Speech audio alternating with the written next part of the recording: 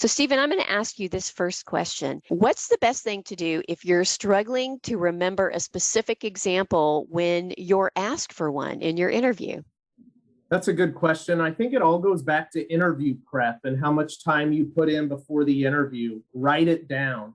Take your last 2 or 3 jobs and think about those scenario-based questions, behavioral, situational, and make sure to have 2 or 3 examples written down on your notebook. Nothing saying you can't bring a notebook into an interview or have it off to the side in a virtual interview. Come prepared. You are going to have your memory jogged at times, and having those notes written down is going to help you out tremendously. Hopefully you're prepared, but there are going to be times where you find yourself in that situation. It's also okay to tell the manager, like, hey, I need a minute to think about that one. Can we circle back around to it?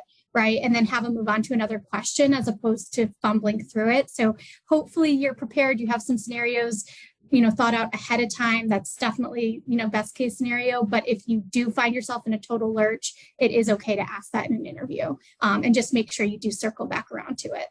It's okay to circle back to things. So let's say even later you thought of a better example. When you send your follow-up note or your thank you note, it's okay to kind of add some more details in there as well to really, show that off too.